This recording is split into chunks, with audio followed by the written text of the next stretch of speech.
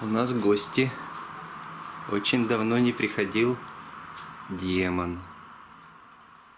Он очень серьезный кот, очень добрый и очень ласковый. Это Юлечка. А это Ричи. У нас небольшая ротация. Лаги заняла место Ричи. Нет.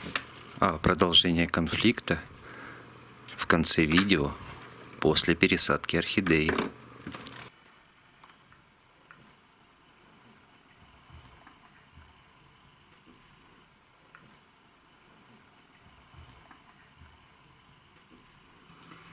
Добрый день, друзья! Сегодня сделаем пересадку маленькой орхидеи.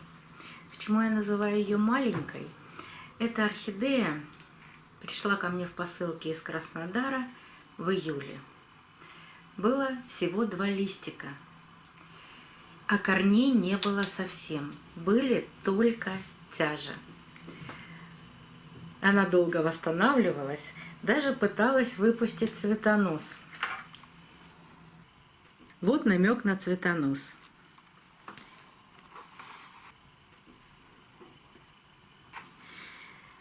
Все истории и показы этой и других орхидей, которые пришли в посылке, собраны в плейлист. Ссылку на плейлист я оставляю в правом верхнем углу экрана и под видео. Кому интересно посмотреть, в каком состоянии пришла эта орхидея, ее историю можно проследить именно в этом плейлисте. Корней не было от слова совсем. И вот сейчас видно один растущий корешок. Комфортно или некомфортно орхидеи? Ну, наверное, комфортно, потому что 2 новых листика она за это время вырастила. Есть и маленькие корни, которые растут от шеи. Их здесь видно. А вот к какому сорту и виду относится эта орхидея, пока непонятно. Мне кажется, что она может быть дальняя, может быть ближняя родственница орхидеи Леодора. Вот так цветет один из моих Леодора. У второго тоже есть цветонос. И тоже набирает бутончики. Стоят они на разных полках. И я хочу ее пересадить, посмотреть, какие корни выросли в горшочке, потому что я ни разу за это время не доставала орхидею из мха. А так как мха у нее не было совсем, она пришла в торфяном стакане, этот мох постепенно добавлялся в этот горшок. И если каким-то образом сравнивать эти 2 орхидеи, Леодора и эту, которой название мы не знаем, то я думаю, что более влагоемкий грунт ей подойдет. И стоят у меня эти орхидеи на теплых полках. Позади меня стоит Леодора. И эта орхидея стоит тоже на полке, где нет прямого доступа холодного воздуха.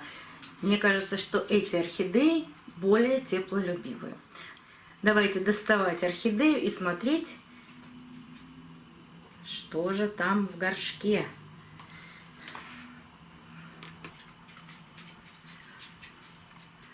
Ну, судя по этим корням, какие-то корни выросли. Есть плохой корешок, видно.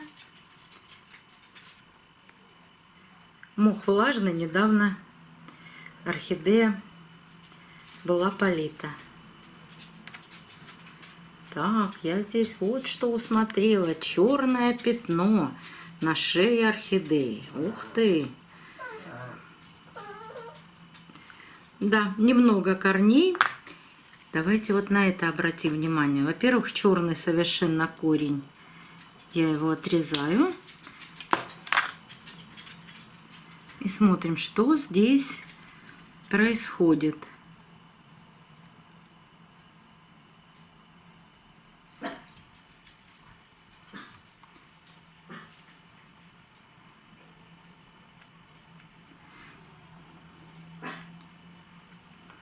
корень растущий, а самое начало корня почернело. И здесь на шее орхидейки, так, положу сейчас, есть черное пятнышко. Таки не могу понять, оно идет вглубь или нет.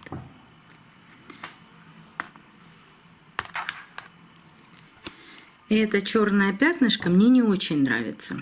Вот именно такие черные пятна нужно обрабатывать препаратом Максим.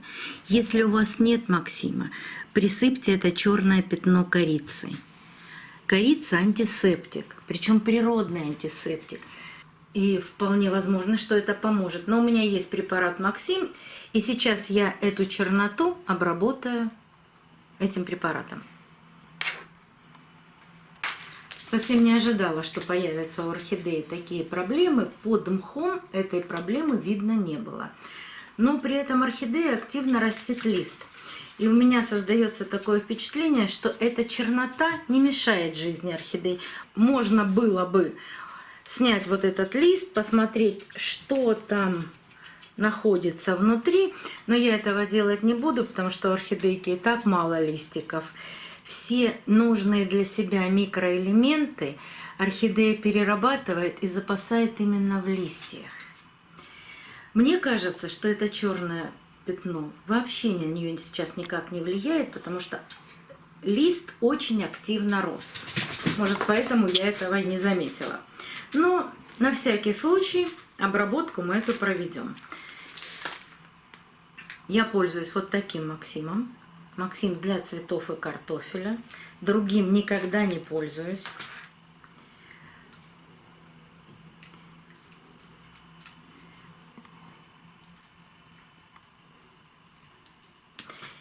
Если у меня остается Максим после того, как я какие-то делаю обработки, я переливаю, перетягиваю его в шприц, и так он хранится достаточно долго.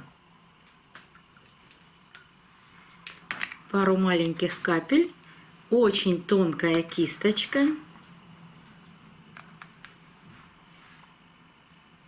И наношу конкретно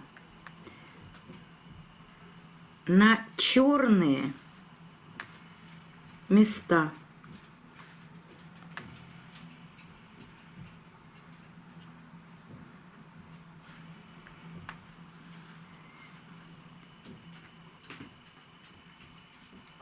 Стараюсь не попасть на молодые корни.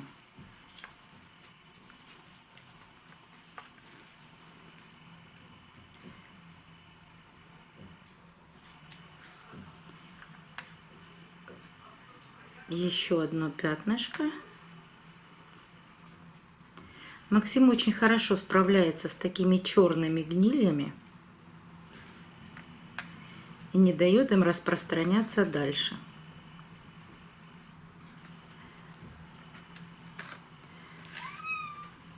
Здравствуй, Сёма. А зеленые и здоровые части орхидеи обрабатывать не имеет никакого смысла.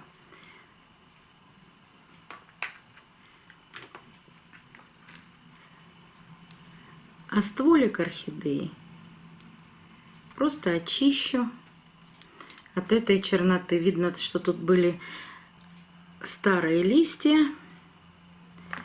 Вот это старый корень. Здесь ничего нет страшного. Да и обрабатывать не нужно.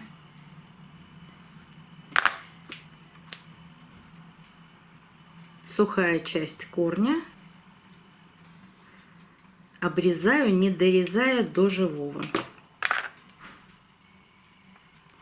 А вот на этом корне можно зачистить вот эту черную сгнившую часть виломена и паренхимы.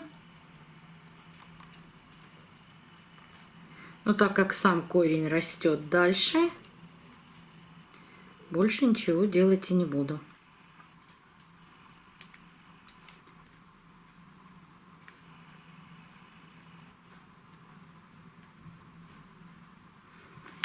так.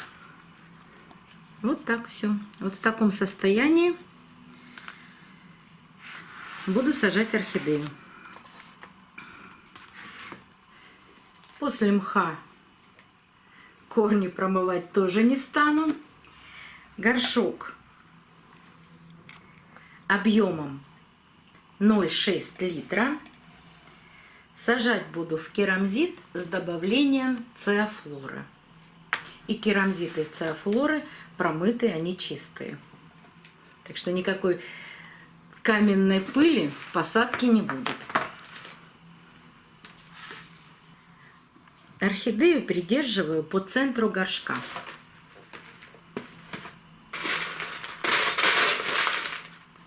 Сначала насыпаю керамзит.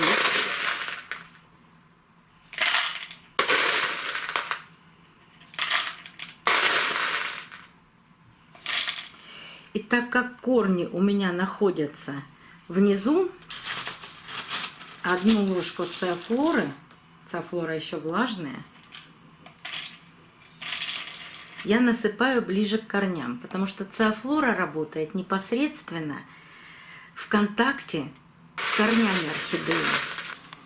И только в этом случае она отдает макро- и микроэлементы. Она отдает их именно корням.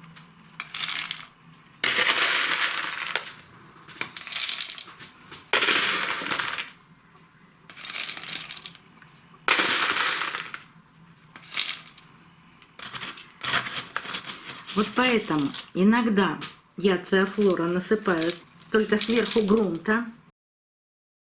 А в этом случае надо добавить циафлору в горшок, потому что корни находятся все внизу.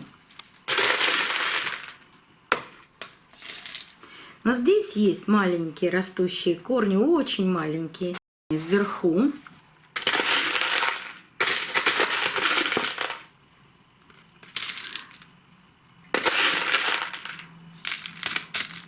И поэтому циафлору сверху насыплю.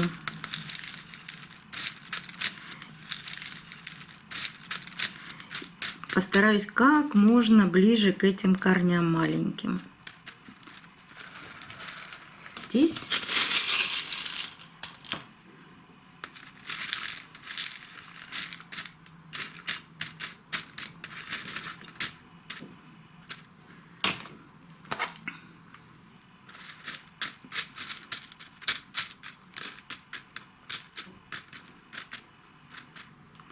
Даже можно один корешок прикрыть кусочками, камешками циафлоры.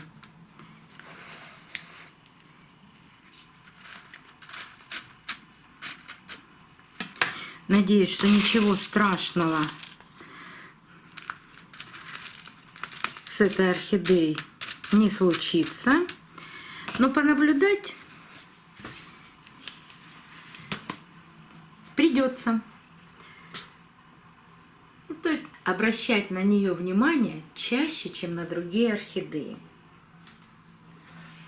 Вот такая посадка. Надеюсь, что ей все понравится.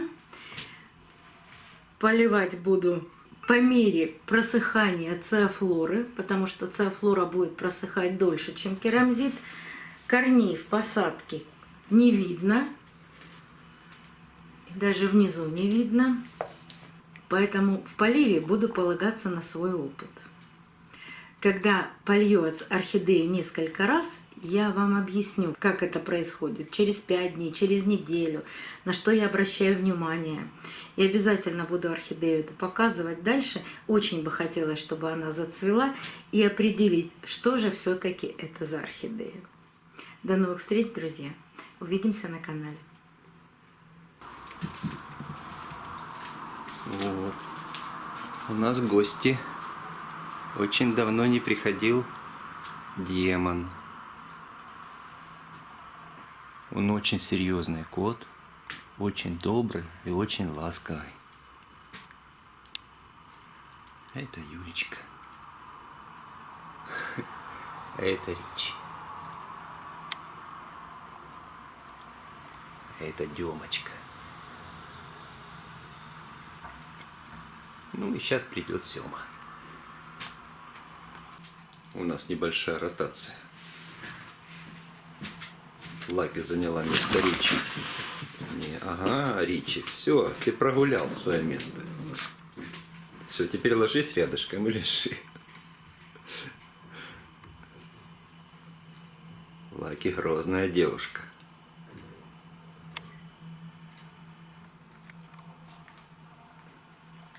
Демон смотрит и думает, суета.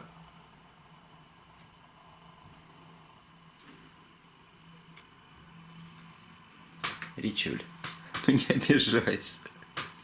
Ричка. Рич. Не обижайся, не надо. Пускай полежит на твоем месте. Ты же самый младший.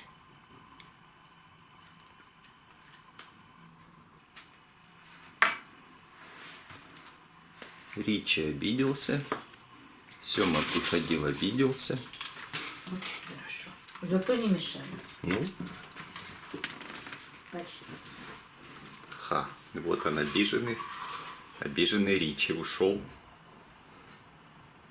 Ну, жалуйся.